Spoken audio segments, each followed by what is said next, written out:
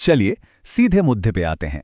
आज हम एक बहुत ही आम सी लगने वाली बात के पीछे छिपे मनोविज्ञान को समझने वाले हैं, और वो है किसी को स्मार्ट कहना या उनकी होशियारी की तारीफ करना।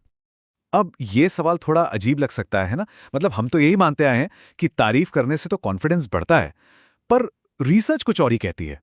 तो आखिर ऐसा क्यों है कि जिन बच्चों की काबिलियत की तारीफ की जाती है वो मुश्किल चीजों से कतराने लगते हैं?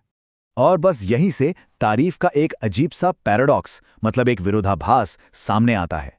सोचिए, हमारा इरादा तो अच्छा होता है, हम किसी को प्रोत्साहन करना चाहते हैं, पर नतीजा वो कभी-कभी बिल्कुल उल्टा हो सकता है। देखिए, दशकों से चाहे पेरेंटिंग हो या एजुकेशन, एक बात तो जैसे पत्थर की लकीर रही है। बच्चों की तारीफ करो ताकि वो आगे बढ़ें। हम सबने ये सुना है, माना है और शायद किया भी है। लेकिन फिर 1990 के दशक के आसपास साइकोलॉजिस्ट ने एक पैटर्न नोटिस करना शुरू किया, जो बड़ा अजीब था।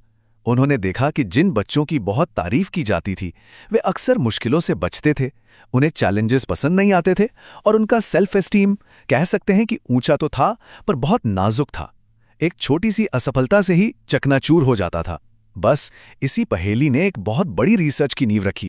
तो इस गुत्थे को सुलझाने के लिए एक बहुत ही शानदार एक्सपेरिमेंट किया गया। चलिए इसी की कहानी को समझते हैं और देखते हैं कि कैसे दो अलग-अलग तरह की तारीफ दो बिल्कुल अलग रास्ते बना देती हैं। ये वो क्लासिक एक्सपेरिमेंट है जिसे साइकोलॉजिस्ट कैरल ड्वेक और उनके साथियों ने किया था। देखने में यह बहुत ही सिंपल था, पर इसके जो रिजल्ट्स आए, उन्होंने तारीफ करने के तरीके के बारे में हमारी पूरी सोच को ही हिला कर रख दिया। तो हुआ ये, एक्सपेरिमेंट को 3 सिंपल स्टेप्स में बांटा गया। स्टेप 1, प्राइमरी स्कूल के बच्चों को एक आसान सी पहेली दी गई जिसे सबने सॉल्व कर लिया। स्टेप 2, जैसे ही उन्होंने पहेली सॉल्व की, उन्हें 2 ग्रुप्स में बांटकर अलग-अलग तरह की तारीफ दी गई, और यहीं पर असली खेल था। स्टेप 3, इसके बाद उन्हें एक चॉइस दी गई, अगली पहेली आसान वाली हल करनी है या एक मुश्किल वाली। और देखिए, तारीफ में फर्क बस इतना सा था। एक ग्रुप, जिसे हम ग्रुप ए कह सकते हैं, उनसे कहा गया, वाह तुम तो इसमें बहुत स्मार्ट हो, मतलब उनकी काबिलियत की तारीफ हुई। और दूसरे ग्रुप बी से कहा गया, अरे वाह तुमने तो इसके लिए बहुत मेहनत की होगी, यानी उनकी कोशिश को सराहा गया। तो क्या लगता है क्या हुआ होगा? नतीजे सच में हैरान करने वाले थे। जिन बच्चों को कहा गया था कि तुमने बहुत मेहनत की, उनमें से ज्यादातर बच्चों ने मुश्किल वाली पहेली चुनी, उन्हें चैलेंज लेना था। और जिन बच्चों को तुम स्मार्ट हो कहा गया था, उनमें से ज्यादातर ने आसान रास्ता चुना, वो रिस्क लेना ही नहीं चाहते थे। और कहानी यहीं खत्म नहीं हुई। बात सिर्फ मुश्किल या आसान पहेली चुनने की नहीं थी। जब इन बच्चों को एक मुश्किल काम दिया गया जिसमें वे फेल हो गए, तो स्मार्ट कहे जाने वाले ग्रुप का कॉन्फिडेंस एकदम से गिर गया। इतना ही नहीं, उनमें से कुछ ने तो अपने स्कोर के बारे में झूठ भी बोला। दूसरी तरफ मेहनती ग्रुप, वो असफलता के बाद भी डटे रहे और उन्होंने ईमानदारी से अपना स्कोर बताया। और याद रखे, मजे की बात यह है कि दोनों ग्रुप्स की असल काबिलियत में कोई फर्क नहीं था। फर्क था सिर्फ चंद शब्दों का। तो सवाल उठता है कि ऐसा हुआ क्यों? एक जैसी काबिलियत होने के बावजूद बर्ताव में इतना बड़ा अंतर क्यों आया? इसका जवाब छिपा है एक कॉन्सेप्ट में जिसे कहते हैं फिक्स्ड माइंडसेट। चलिए समझते हैं कि यह क्या बला है।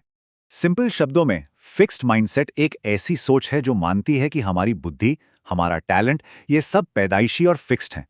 मतलब ये पत्थर की लकीरें हैं, इन्हें बदला नहीं जा सकता। या तो कोई स्मार्ट पैदा होता है या नहीं होता। तो जब हम किसी बच्चे की तारीफ करते हुए कहते हैं तुम स्मार्ट हो, तो हम अनजाने में उनके दिमाग में यही फिक्स्ड माइंडसेट डाल रहे होते हैं। हम उन्हें यह सिखा रहे होते हैं कि इंटेलिजेंस एक गुण है जो उनके पास है, ना कि कोई स्किल जिसे मेहनत से बढ़ाया जा सकता है। और यहीं पर सारा खतरा है। इस सोच का लॉजिक बहुत सीधा है। अगर सफल होने का मतलब है कि मैं स्मार्ट हूं, तो फेल होने का मतलब यही हुआ कि मैं स्मार्ट नहीं हूं। अब अपनी स्मार्ट होने की पहचान कौन खोना चाहेगा? इसीलिए हर चैलेंज एक इम्तिहान बन जाता है, और फेल होने के डर से वो चैलेंज लेने से ही बचने लगता। अब ये मत सोचिएगा कि यह बात सिर्फ बच्चों और क्लासरूम की है। नहीं, बिल्कुल नहीं।